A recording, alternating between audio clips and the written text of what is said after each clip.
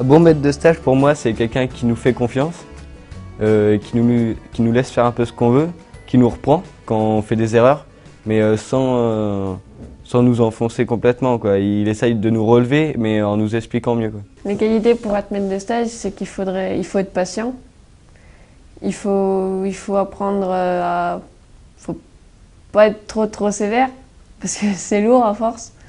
Ben, y en a, c'est plus du travail qui est à moindre coût, quoi. Il y en a, ils prennent les stagiaires pour ça, mais moi je pense que c'est pour aussi nous apprendre et nous former qu'ils nous prennent aussi. Oh, moi je trouve que mon patron c'est le meilleur. Il est gentil et tout. Ouais. Il me fait faire assez de travail. Mais il me fait pas faire que ce qu'il aime pas, il me fait faire de tout, quoi. Le fait d'accueillir des apprentis dans les centres équestres, c'est, on va dire, traditionnel. On a toujours connu ça. On en a bénéficié nous aussi dans le cadre de notre formation en tant qu'enseignant.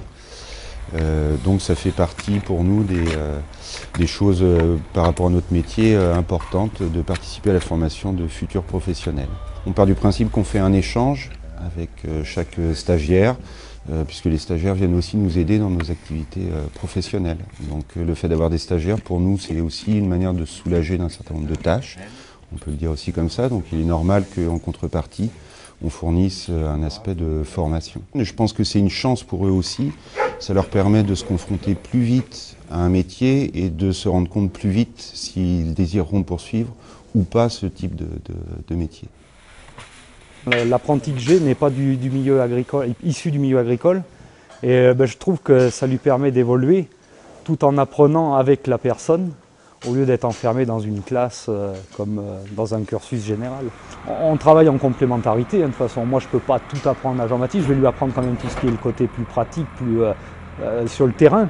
Mais après, bon, je pense qu'il va apprendre tout ce qui est comptabilité, la gestion. Je pense que les deux sont complémentaires. De toute façon, c'est pour ça que le système marche, je pense, comme ça. Je pense qu'il faut les booster. Et bon, c'est à nous de prendre un peu de notre temps pour justement former ces gens. Et en espérant que dans une dizaine d'années, il sera à ma place. Ces jeunes nous apportent parce que ça met de la gaieté aussi dans l'établissement. Ça nous bouscule, nous, un peu dans nos pratiques, parce qu'à l'école, ils peuvent apprendre quelques théories, qu'ils peuvent se rendre compte que dans la pratique, ils ne peuvent pas forcément la mettre, mais qu'ils en apprennent d'autres, et réciproquement. Nous, en tant que soignantes, pour certaines, parfois, on peut avoir l'impression de tout connaître, et en fait, pas du tout. Les élèves nous remettent en cause. Pourquoi vous faites ça? Pourquoi? Expliquez-moi. Donc, je veux dire, on est obligé de se justifier. Donc, l'apprentissage est mutuel, le gain est mutuel.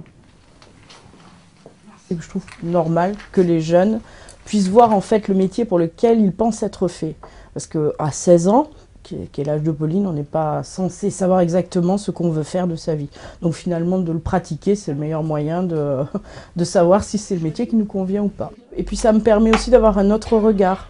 Elle va me dire tel ou tel produit ne va pas plaire aux jeunes parce qu'elle est dans cette tranche d'âge et qu'elle sait qu'ici, les jeunes s'habillent de telle ou telle façon. Quitte à faire, autant responsabiliser les jeunes. Je pense qu'ils font un bien meilleur travail si d'abord on leur accorde notre confiance, on les laisse faire, les laisse avancer tout seuls et leur laisse prendre leurs propres décisions. Et bien sûr, je tranche quand même, j'arbitre, parce que bon, j'ai un petit peu plus de recul. Ouais. Là, c'est pour mettre la sûre, marche avant, marche arrière. Et bien souvent, on se rend compte que le maître de stage, parfois, est considéré comme le parent, un second parent par rapport aux jeunes. Alors évidemment, il y a des maîtres de stage qui sont plus pédagogiques que d'autres, donc qui ont vraiment le souci d'aider le jeune à construire son savoir, sa connaissance, sa pratique. Après, je veux dire, en même temps, ils ont voulu faire maître de stage, après c'est à eux d'assumer, quoi. Je veux dire, on est là pour les aider, mais bon, faut pas tout le temps qu'ils soient derrière nous non plus, quoi.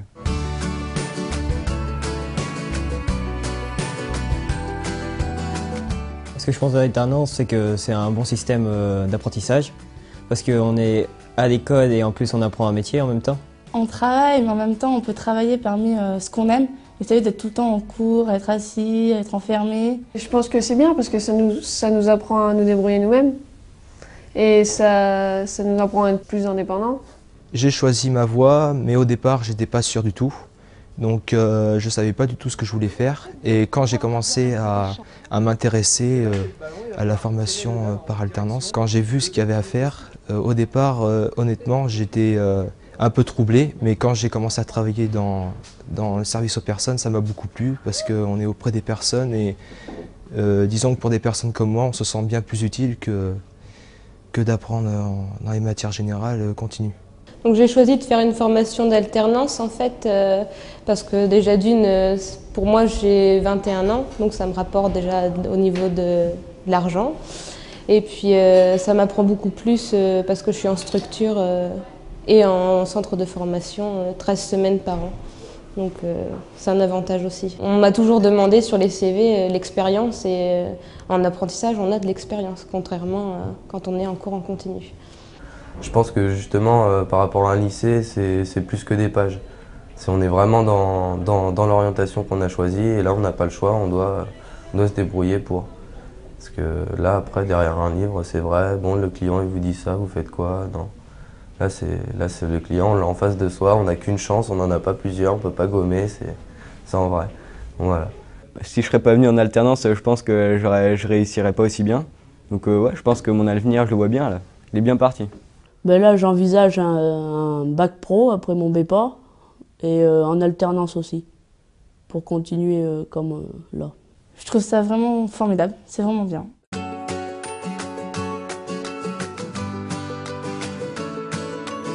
Cette découverte professionnelle, eh bien, ça lui a ouvert des portes pour son avenir.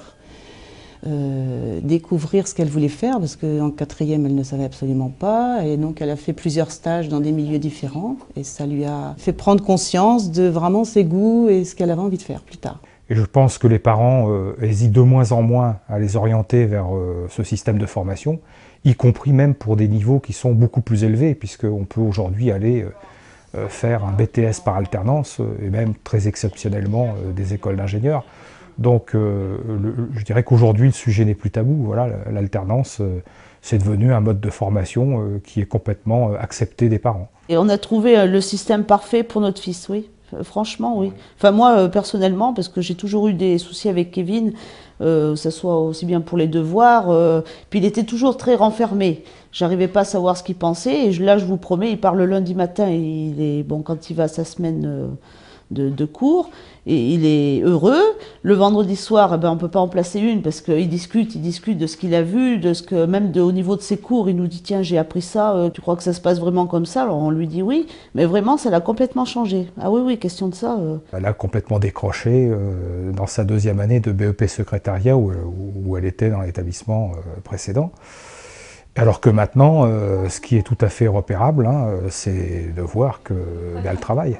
Hein, c'est-à-dire qu'elle révise ses cours, elle fait des fiches, elle s'intéresse, elle tape ses rapports de stage toute seule sur son micro. Enfin, toute une série de comportements que je ne voyais pas avant. Donc on voit bien qu'il y a de la motivation.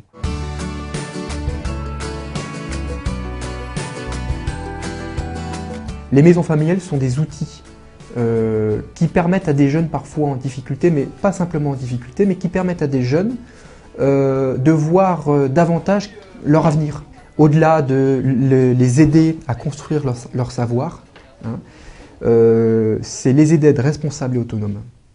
Parce qu'un jeune qui va pouvoir être responsable et autonome, automatiquement va pouvoir s'en sortir dans la vie.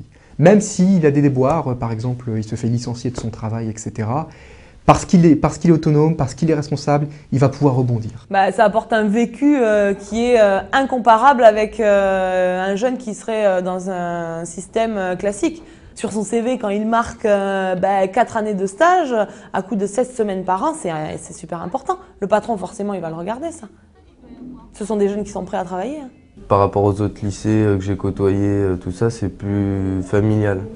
On va dire que c'est plus convivial, les profs cherchent plus à avoir une entente avec les élèves. Et puis même nous, de notre côté, ils nous demandent un investissement personnel comme des tâches qu'on a à faire. Ce qui s'appelle nos services, c'est entretenir les locaux, tout ça. Donc ça permet à tout le monde de créer des liens. On prend l'habitude de s'investir dans une tâche, quelque chose qu'on a à faire, donc une habitude. Et puis pour ce qui est de l'alternance, justement, ça revient au même. On est obligé de s'investir, de se proposer pour aider, tout ça. Donc justement, ici, ça donne un peu ces valeurs-là, je trouve. J'ai des jeunes notamment dans la vente et ils se rendent compte que rendre la monnaie à quelqu'un, pour ça il faut savoir compter et que ils ont la difficulté sur le terrain et ça les amène à faire des efforts pour savoir compter, des calculs mentaux, des choses simples. Le français, même chose, envoyer des fax ou envoyer des mails